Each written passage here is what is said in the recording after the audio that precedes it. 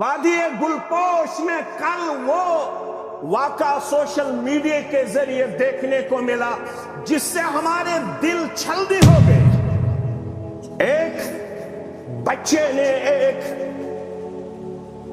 لڑکے نے، ایک وارث نے اپنے والد کو اس طرح پیٹا کہ وہ دیکھ کے انسان کی آنکھوں سے نہ صرف آنسو بہ پائے بلکہ دل بہت برے طریقے سے ہمیں زخمی۔ اگرچہ ایڈمنسٹریشن قابل مبارک ہے کہ اس کو گرفتار کیا گیا، لیکن یہ دن ہمیں کیوں دیکھنے پڑتے؟ محمد الرسول اللہ صلی اللہ علیہ وسلم نے ارشاد فرمایا اس دور کے بارے میں، بخاری کتاب الفتن کے حوالے سے، ابو ہریرہ رضی اللہ تعالیٰ عنہ حدیث کے راوی ہے، ستکون فتنۃ القاعد فیہا خیر من القائم۔ ایسے فتن آپ کو نظر آئیں گے، ایسا فتن و فساد آپ کو دیکھنے کو ملے گا، ان قریب آپ اس دور میں اپنے آپ کو پاؤ گے جس میں بیٹھنے والا کھڑے ہونے والے سے بہتر قرار دیا گیا ہے۔ والقائد خیر من الماشی، جس میں چلنے والے سے کھڑا ہونے والا بہتر قرار دیا گیا ہے۔ والماشی خیر من السعی، جس میں دوڑنے والے سے بہتر آہستہ چلنے والا قرار دیا گیا ہے۔ یہی دور صحابہ کے ذہن میں نقش تھا، وہ اسی دور کے بارے میں بار بار آپ سے پوچھا کرتے تھے، من نجا، اس دور میں ہوتے ہوئے ہمیں کیسے نجات ملے گی، کیسے کامیابی حاصل ہوگی؟ آپ صلی اللہ علیہ وسلم نے ارشاد فرمایا، عقبہ بن عامر رضی اللہ تعالیٰ عنہ کے سوال کے جواب میں فرمایا، امسک علیک لسانک، کامیابی کا جو پہلا زینہ قرار دیا گیا ہے، کامیابی کا جو پہلا نقطہ ہمیں سکھایا گیا ہے، کامیابی کا جو پہلا نسخہ ہمیں سکھایا گیا ہے، وہ کیا ہے؟ امسک علیک لسانک۔ اے عقبہ، اگر آپ کامیاب ہونا چاہتے ہو تو میرا مشورہ ہے، امسک علیک لسانک، اپنی زبان کو ہمیشہ قابو میں رکھا کرو، اپنی زبان کو ہمیشہ کنٹرول میں رکھا کرو، کیونکہ آپ صلی اللہ علیہ وسلم نے ارشاد فرمایا، جب آپ صلی اللہ علیہ وسلم سے سوال کیا گیا ہمیں وہ چیز بتا دی جائے جس کی وجہ سے اکثر لوگ جہنم رسید ہوں گے، کس چیز کی وجہ سے انسانیت کی اکثریت جہنم رسید ہوگی؟ ایک ہی مجلس میں دو سوال آپ صلی اللہ علیہ وسلم سے کیے گئے۔ ایک سوال میں یہ تھا، ما اکثر الناس يدخل الجنہ، ہمیں وہ نسخہ دیا جائے، اس چیز سے ہمیں باخبر کیا جائے، جو چیز ہمیں حاصل ہو پھر ہم جنت میں اپنے آپ کو پائے۔ انسانیت کی اکثریت کس کردار اور گفتار کی برکت سے داخلی جنت ہوگی؟ آپ صلی اللہ علیہ وسلم نے فرمایا، تقوی اللہ و حسن الخلق، ایک تو اللہ کا ڈر ہونا چاہیے، دوسرا انسانیت کے ساتھ بہت ہی اعلیٰ اور عظیم اخلاق پیش کرنے کی ضرورت ہے۔ انسانیت سے جب بھی آپ کا معاملہ، نہ صرف مسلمانوں سے، انسانیت سے جب آپ کا واسطہ ہو تو آپ کو انسانیت کے لیے سود مند اور نفع بخش ثابت ہونا لازمی اور ضروری قرار دیا گیا ہے۔ لیکن اسی مجلس میں آپ سے جب دوسرا سوال کیا گیا، کس کردار اور گفتار کی وجہ سے اکثریت جہنم میں چلی جائے گی؟ اللہ ہمیں جہنم سے محفوظ و مامون رکھے۔ जुमा तो हम इसीलिए पढ़ते हैं, नमाज तो हम इसीलिए पढ़ते हैं। मुसलमान की जो भी इबादत है उसका जो टारगेट है, हदफ है, वो बस हुसूल जन्नत। हम हर एक इबादत के पीछे यही मकसद रखते हैं कि हमें अल्लाह जहन्नम से बचाए और जन्नत में हमें दाखिला दे। दूसरा सवाल जो इस मजलिस में किया गया, किस वजह से इंसानियत की अक्सरियत जहन्नम रसीब हो जाए?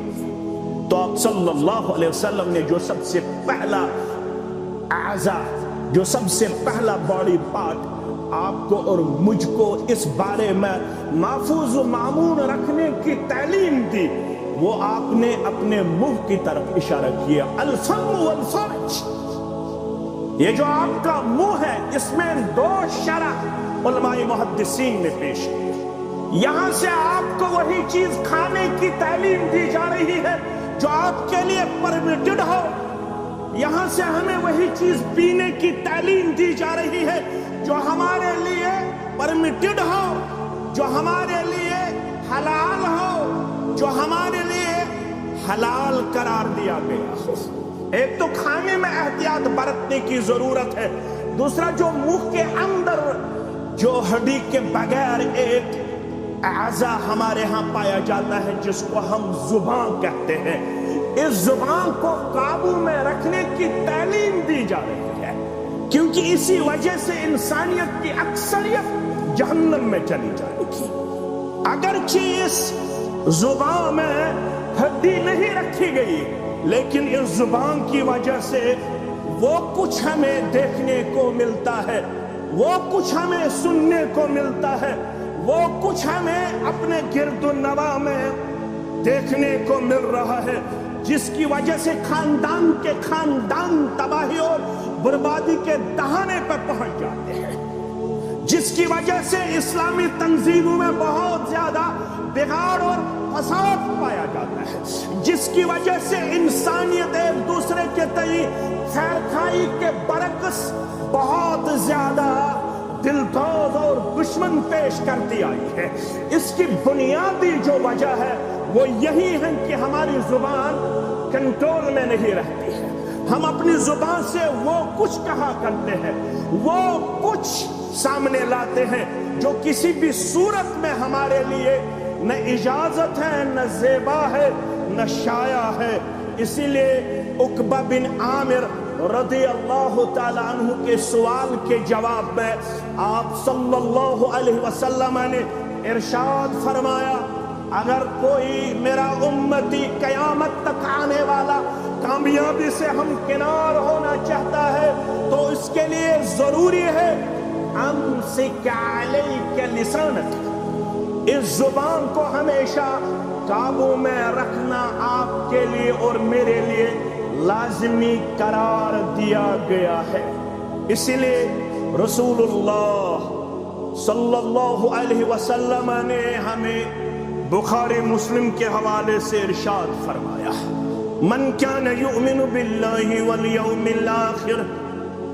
इसमें तो हम सब आते हैं अल्हम्दुलिल्लाह, हमें तो अल्लाह पे ईमान है अल्हम्दुलिल्लाह, हमें तो आखिरत पे ईमान है अल्हम्दुलिल्लाह।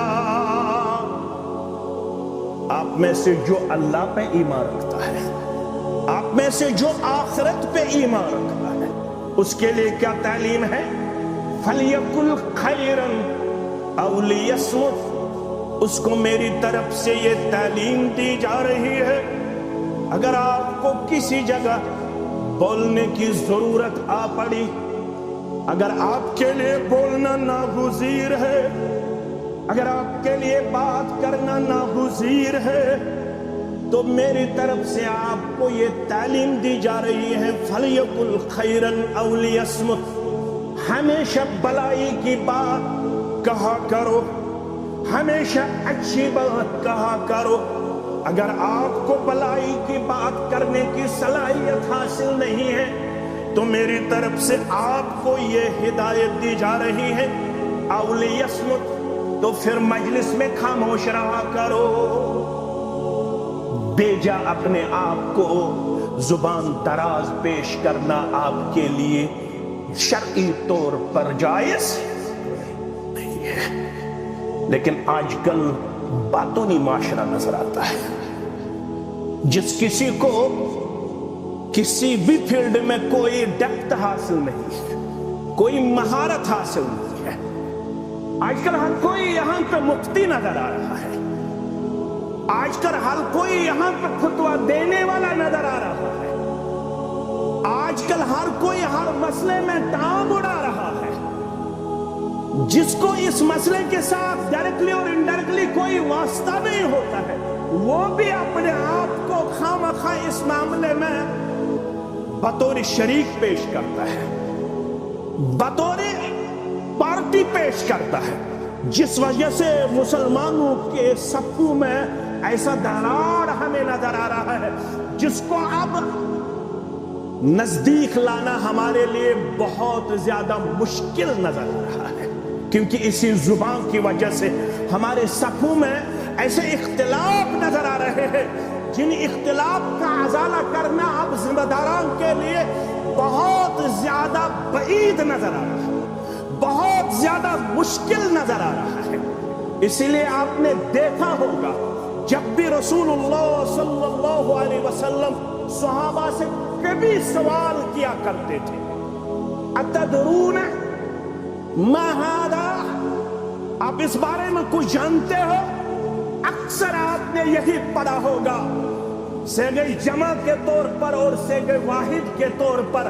صیغہ واحد کے طور پر اکثر صحابہ کہا کرتے تھے اللہ ورسولہ اعلم, اللہ اور رسول ہی بہتر جانتا ہے.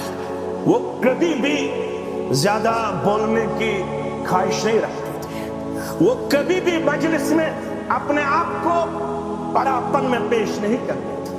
لیکن یہاں پہ جو بیماری آج کل نظر آ رہی ہے, ہر کوئی ہر مسئلے میں ٹانگ اڑانا چاہتا ہے, ہر کوئی ہر مسئلے میں اپنا کمٹ لازمی اپنے لیے قرار دیتا ہے.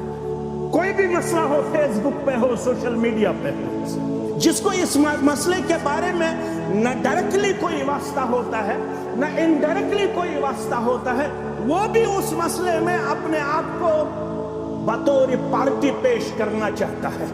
جس وجہ سے مسلمانوں کے اندر وہ خلفشار پایا جاتا ہے, پھر ایک دوسرے کے تئیں بدظنی پائی جاتی ہے, سوء ظن پایا جاتا ہے. جبکہ کامیابی کا جو پہلا نقطہ قرار دیا گیا ہے وہ یہی ہے, امسک علیک لسانک.